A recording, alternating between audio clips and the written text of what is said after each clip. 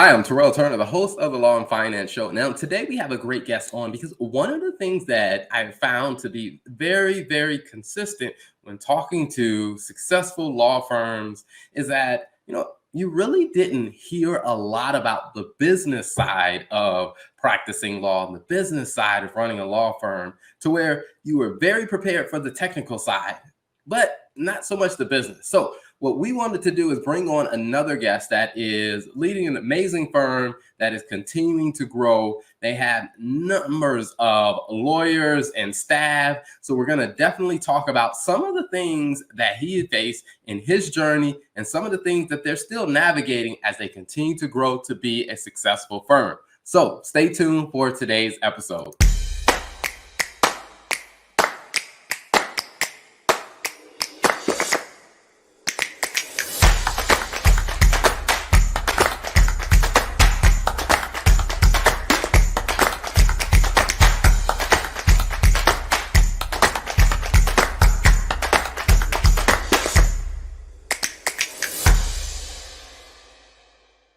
So without further ado, let me bring my guest, Brian, and welcome to the show, Brian. One of the things that I always love is being able to talk with people who have been a little further down the road of the journey of their law firm and just being able to reflect on some of those things that they've learned kind of along the way, some of those things that just they weren't so obvious to them. But before we jump into the details of that, can you share a little bit about the background, your personal background, and the background of your firm? Terrell, thank you so much for being here. I love a chance to be able to talk about King Law Offices and what we're doing here in the Carolinas. It's just been a fantastic ride. I graduated from Campbell in 1998, law school that's now located in Raleigh, North Carolina. I spent my 3 years there, went into private practice for a short time. With another attorney, and then in 2002, I started King Law Offices. King Law Offices was a small one-room over a bar law office when it started. I had the little the first King Law Offices sign was little black letters across a beveled glass door, like the old detective shows. And in those since that day, and I remember going to my mom's house and getting a card table, putting it out, and that was King Law Offices when it started. Our budget, my goal was to make $50,000 that year. Just not me. I'm talking about gross revenues was $50,000. 20 years later, in fact, we're celebrating our 20th anniversary this year. Just putting together a big party. We are 15 locations across North and South Carolina. We have 36 attorneys. We will be over 40 attorneys by the end of the year. We went from there to our budget goals this year is $10 million. So it gives you sort of an idea about where we've come in those 20 years. And, that's been putting together a great team. We have on top of those attorneys about 70 employees, full-time employees, including those lawyers across those different locations. So that's been the journey of King Law and all the mistakes and everything else to get there. Wow, that is quite the amazing journey. I mean, like you said, to go from that first year of aiming for 50,000 to where now doing 10 million in a year, to where there's probably a ton that happened in that journey. One of the things that I'm curious about is, initially when you set out and like I said, you set that goal of 50,000. What was it like for you, really going out and saying like, okay, how am I going to find my clients in that first year? Like, you're just starting off, you didn't have an established reputation. I mean, you had a card table, you had a detective signs on the door, or it's detective light signs on the door. It was. Terrell, I remember it. It's funny because I can actually see myself as I'm talking, since we're online doing this virtually, and I'm wondering, where did all that gray come? I still feel like that kid, at 26 years old, wandering out, and I remember it clearly because I realized that where I wasn't going to do it anymore, and I wanted to start my own firm, and I was just like, you know what, I'm going to do it. I had been working for back in undergrad. I'd been had a spiral notebook. I still have it, putting together all these ideas I wanted for my firm when I put it together one day. But I was scared to death. I mean, I still remember walking out of the courtroom the last day of my previous job, and I was finishing up a case, and I walked out and I had nothing. I mean, I didn't have anything. I was not going to take clients. I wasn't going to do any of those kind of things. This is what I was going to do. And I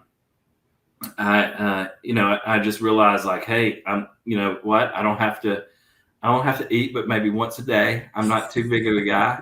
I will lean. I didn't have kids or anything at that time. So I just said, like, I'm going to take that time and be able to take a chance. But I did have a very strong idea about the firm that I wanted to build. I had a very strong idea and a premise of what I believed that a firm should be.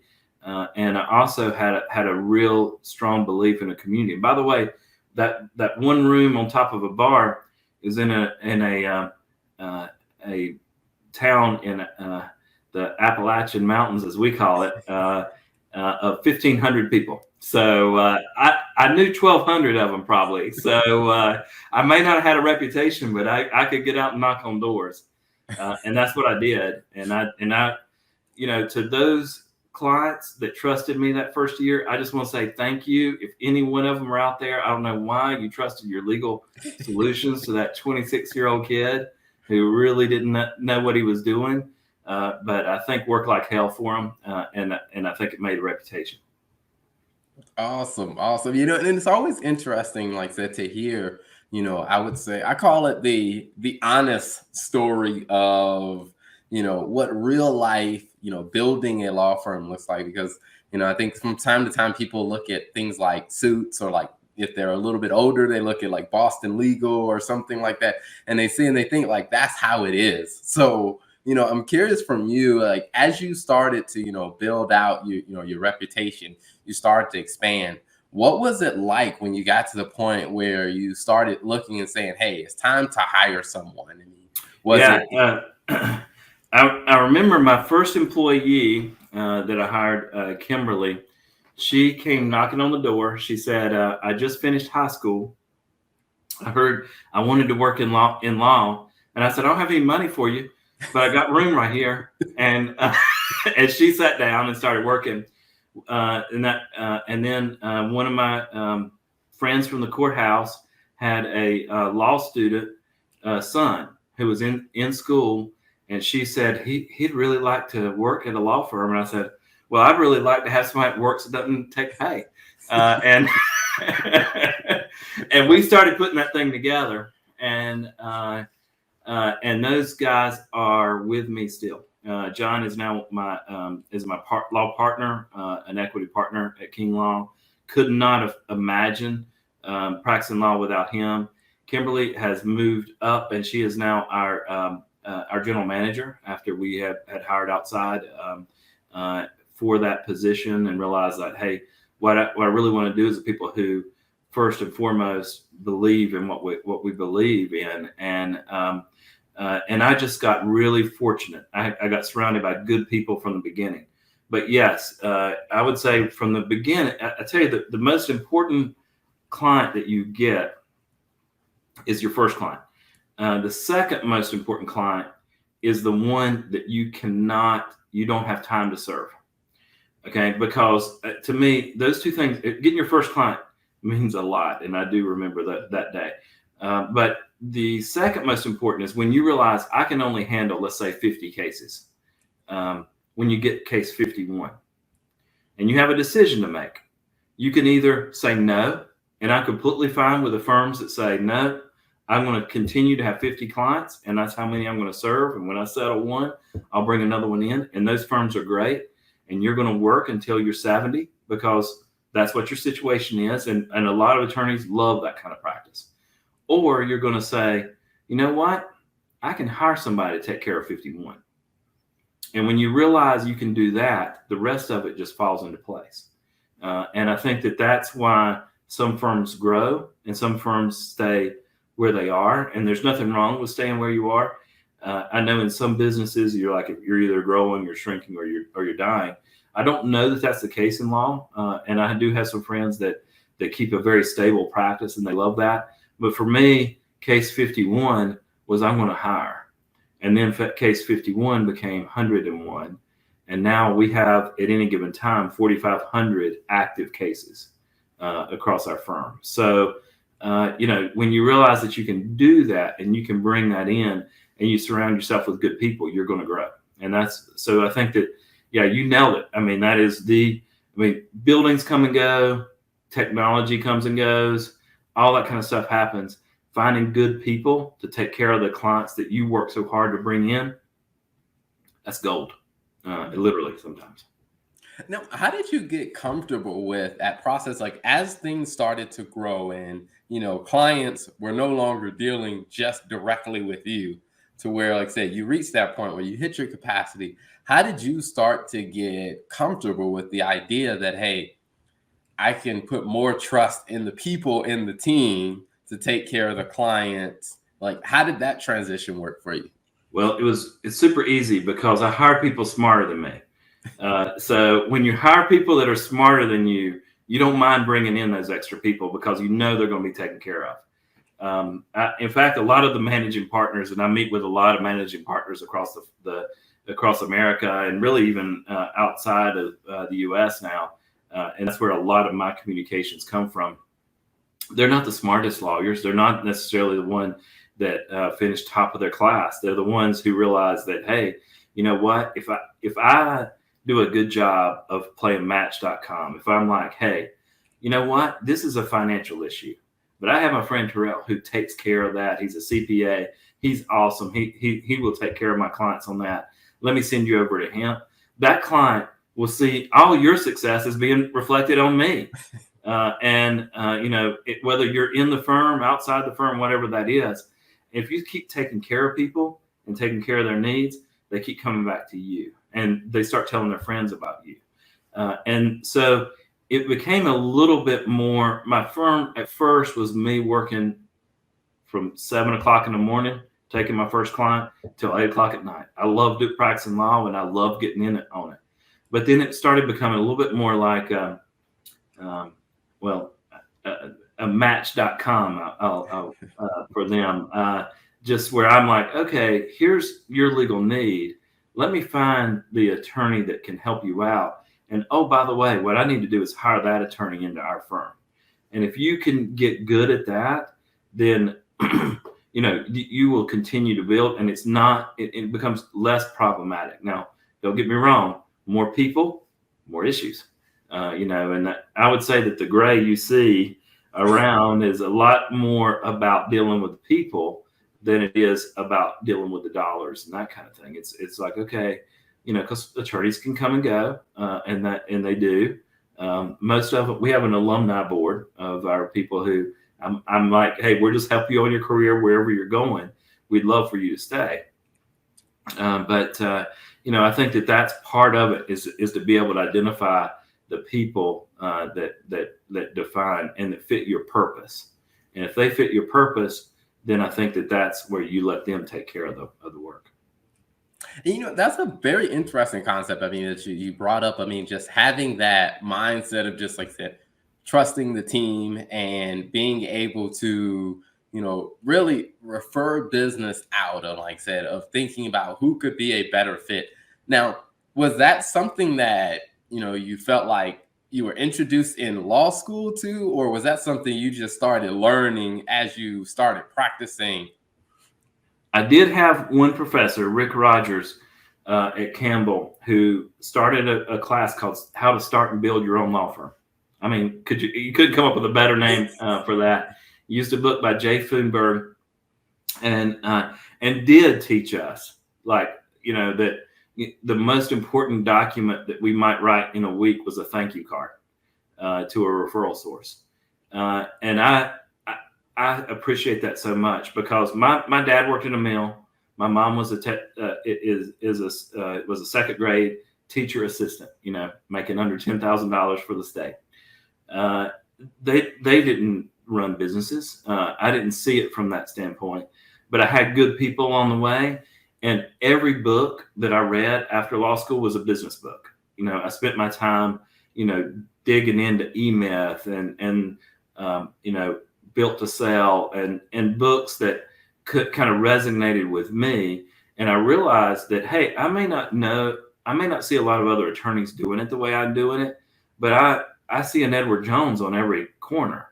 I see an Aspen Dental all over the place. What are they doing to take their professional practices and turning it into something that can make money for everybody, that gives, it's not the stressful Main Street lawyer that has a heart attack at age 50, but instead people that really enjoy what they're doing, that they work hard, they play hard, and what makes it tick. And those are the kind of things that I started embracing from other industries, and Nice. Still to this day do.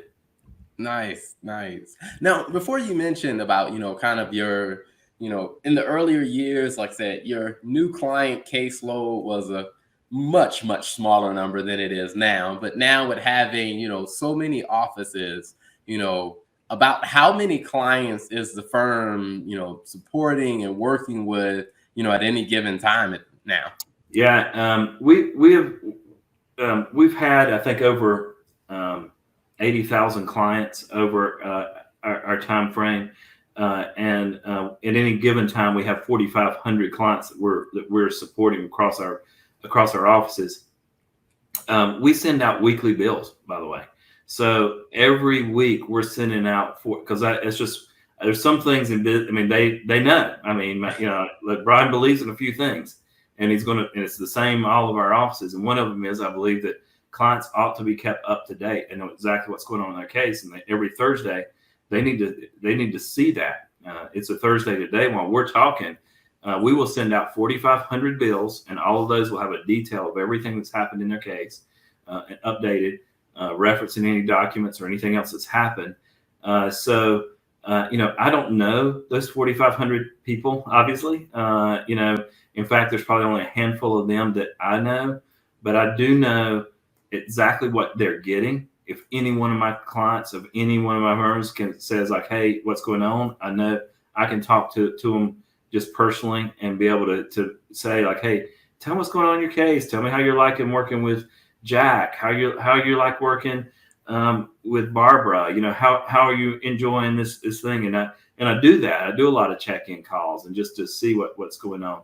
So I still treat it like it's that old Main Street, and I've just got those 20 clients that are helping me through, but just on such a different scale of that. And we're constantly surveying, we're constantly trying to understand what's going on. And I try not to lose sight of the fact that, it's the first time for them. Our firm does not represent big Fortune 500 companies. It represents people. And every person, generally, it's their first or one of the few times they're going to be working with a lawyer. And I want to make sure they have a good experience. Nice. Now, what was it about, the weekly billing that, was that a learning curve for some of your team of getting up to speed on like, hey, we bill weekly here as opposed to, hey, we do it monthly? Or, I mean, I guess, some horror stories I've seen of some firms where they just bill maybe when they feel like it. I mean, that's true. When I was doing my internships, there was a list of, I was so excited in that spiral notebook of all these good things I was going to write down that I wanted. And I really have a list of things I wasn't going to do. And one of them was, I did not want clients to be in the dark. I wanted them to know what's going on. So yeah, if you come from another firm and join our team, it might freak you out a little bit. If you're an attorney who does not bill your day as you go, simultaneous as the action is occurring, it's not going to work because Thursdays come up fast, and we don't have a detailed editing format for that. So basically, we use Clio. I'm a huge Clio fan, even though the size of our firm is larger. I consider us a mid-sized firm where we are, and I love Clio. They've done a great job of adapting to some of the things that we want for them, and they make it very easy to do that billing. But I mean, when you put down a bill on Wednesday night, it's going to go out on Thursday. There's no There's no barrier between that. I don't put a lot of red tape between, where the attorney is or the case manager is and that billing going out. Now, mistakes happen in that kind of turnaround. If a client calls, I have a whole financing team that's centralized that is there to be able to say, like, oh, you're right. Sorry about that. We'll make sure that that's made right. They don't have to run anything by anybody. They can fix a bill. They can do whatever they need to do. They can talk to the attorney, whatever that's going to be. So yeah, that's a lot of things going on, but it's also something that we feel pretty comfortable with. And I would rather put the information out there and then be like, sorry, client, we'll fix that, or hey, this thing jumped up and here's what the situation is. And if you have a good dialogue with all your clients, then it's okay to be able to do that. And our attorneys, honestly, they don't have to deal with any billing. If they get their time entries in, then it takes care of itself from there.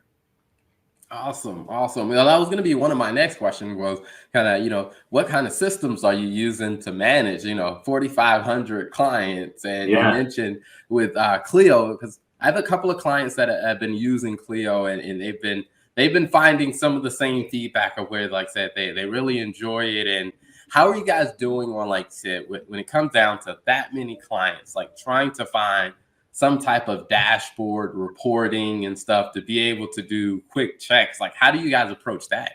Well, and Clio is very helpful in that, but you're talking my language. I can run, if I was on a death, well, next week I'm going to be going to New York City. I'm going to be there for 4 days with, finally we're getting to hang out with people again, and other law managing partners from all around the America that I'm really excited about seeing some of these guys. So I'll be gone on next week. I will know exactly what's happening, and I can do it with 7 numbers for our firm. And I have a team of people that work very hard to put together this dashboard because and I'm so lazy, I guess, that of those 7, even with 7 numbers, they're still either going to be in green if things are good, red if we didn't make that number, and yellow if it's right around that number. So, and with those 7 numbers, I know what's going on with our firm, because the first one, of course, is revenue. How much revenue we make? That you can't escape that part of it. But I also want to know our personal KPIs are how many leads did we have? That means that we identified somebody that has a legal need that we can help with, and some way to communicate with them, an email, a number, a DM, some way we can get a hold of them. If we have that, we identify that as a lead. If we can get a lead, then it's how many. The next number I want is how many appointments did we set. So how many appointments of those leads did we actually turn into an appointment? And out of that, how many of them showed for their appointment? And then I want to know the conversion rate. How many of those appointments did we convert into a client? If I have that information, and then I know how much we collected in our 90-day, our overdue kind of numbers. I want to know what we're doing there. Make sure that we're catching back up when clients got in a hard time. They needed a little bit. We capture that number. I want to know out of those consults. I want to be able to drill down into it. But I also want to know how many reviews that we got. Primarily, that's Google reviews, but it could be Facebook, could be a couple of other places that we have, and what kind of feedback we have. A lot of survey numbers, so I know what's going on with that. If I have those numbers, I can run the firm, because I can tell you where we are right now and where we're going to be in the next 3 months. I also know for us, we do trust accounting, and without getting into a lot of details, I want to know how much money that our clients have put into our trust account, because we know that they've prepaid us for legal work. And that gives me a good idea about when I need to hire and where I need to hire positions and things like that. Awesome. That is music to my ears. I mean, that's one of those areas where, I would say I have found very few lawyers and law firm owners that really, like I said, enjoy that part of it, of really looking at it. I mean, because some law firms hire me for our CFO services to kind of create dashboards for them or try to streamline that. And I completely agree with you. I think with knowing the right numbers, you have the ability to manage and lead your firm. And so as you're kind of looking at those numbers, within, the layers of, like say, the layers of leadership within the firm, how involved do other people in the firm, in the different locations, do they get with the dashboard reviews and different things? Yeah, that's an awesome question. Excellent question, Al. For us, we have every Thursday morning. Again, this is Thursday. Thursday's sort of a magic day for us. You kind of you don't want to wait till Friday. Friday, everybody's doing their own thing. Thursday's kind of our end of the week review. At 8 o'clock on Thursdays, we have a traction team meeting, and you may be familiar with Traction, the book. Fantastic. It's not written for lawyers. It's written for all kinds of any kind of business. But our traction team is what I consider our plenary kind of group, and it is not made up of attorneys. There are several of our partners are on that traction team, but it is made primarily of a representative of every group. So we don't use, for different reasons, we don't have to get in right now. I don't like the word paralegal. Case manager, we have a case manager that's on there. We have a person from our financial director, from our accounting team, our intake lead, the intake lead, the person that's on the front, she's a part of our team. And we kind of go through it. So every group is represented, and we get together on Zoom, and people, it's intentionally a group of 12 people because they can handle that kind of group. And we divide it up. And just like Traction, we take the 4 to 7 biggest problems of the firm, whatever we identify those as being, and we break it down. And everybody, one person's in charge of each one of those problems, and they come up with the plans and deal with that. So it's not just, it doesn't matter if you're a lawyer or you were, I think we have a couple of members that are just in their 20s that are, on the intake team or whatever it may be on that group. It doesn't matter who you are. If that problem is yours, then you have the ability to go to me, any partner in the firm, or tell them, like, this is what you need to be doing, and that has really worked well for us because I think that a lot of times lawyers are so risk averse. That's the nature of being a lawyer. That's the nature of what they teach you in law school and those things, that, by having a non-lawyer lead, that runs the meeting, our general manager, and coming from business and those things, we're not hampered by, I think, what a lot of issues happen, in other law firms. If it's not a $50,000 problem, why do I need to be dealing with it? I got smarter people that are going to be dealing with that. I don't have to determine when we need a new phone system. Yeah, it's $100,000, but I'm not going to be the one using that mostly. I just need to you tell me when my extension's there. I need to know that the intake team, that's functional for them. Does that work? And they will tell you, if you ask, they will tell you, do they want a Bluetooth on one ear, or do they want something all around? It doesn't matter to me. I just want them happy, and happy and caffeinated. That's my goal. So, I think it's those kind of things that really, excite me. And when I hear that group and they're like solving problems I didn't even know existed, because they also feel it, because you don't know what's going on in your firm. I don't care if you only have one location, but especially when you have 15 locations, you don't know what's going on. Yeah. I spend all day, most days, just going around asking questions. Hey, what's that like? Hey, do you have that door? I remember last time you were talking about wanting a glass door for that office part. Did you guys get that? Oh yeah, we got that taken care of. Did Kimberly get that done for you? Yes. That tends to be my day. It'd be like, oh no, Brian, come here. And I, that's a lot of what I want to do. I want to hear that, but I don't want to be the person who is the bottleneck trying to solve it. For the most part, step back and let your team do it, and don't get caught up that the lawyers have to do it. The lawyers should not be deciding, on what kind of coffee that you have in the brew or whatever. There's good people that know that kind of stuff, and it's an easy solution. Let them do it. Awesome. I love it. Well, It has been a pleasure having you on. And I know, as you mentioned, Thursdays are, the fun packed day for you guys, from billing to reporting to review. So I know you got a lot going on. So I really appreciate you coming on. But before we go, one of the things I want to ask, if people want to learn more about your firm, should they search for when they look for you online? Okay, for my firm, it's kinglawoffices.com with an S.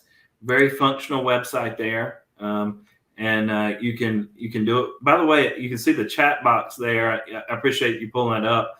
We get about 8% of our clients by chat. So if you're running a firm and you don't have a chat box, when you think about how much revenue that we have in terms of it, and 8% of it comes from chat, you need to be doing your chat. I think most firms are probably doing that now.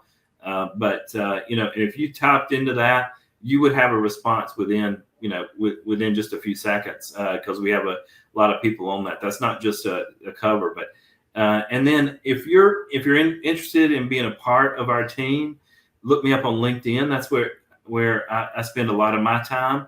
That's Brian King on LinkedIn. Love to do that. Try to share a lot of information there that helps out other firms and law students that are interested in knowing what is some of the stuff they don't teach me at law school that I'd be interested in. I try to put a lot of good material in on that too. So either one of those places, I'm hanging there all the time. Awesome. Well, Brian, thank you so much for being an amazing guest on the show. Charlie, you're doing a great job for us. Love your show. Encourage everybody to be a part of it. Can't wait to share this one with all my LinkedIn friends. Awesome. You just checked out the Law and Finance Show, where we bring you great, insightful interviews that talk about the business and the financial side of managing a law firm. So subscribe to the show and check out more of the great interviews.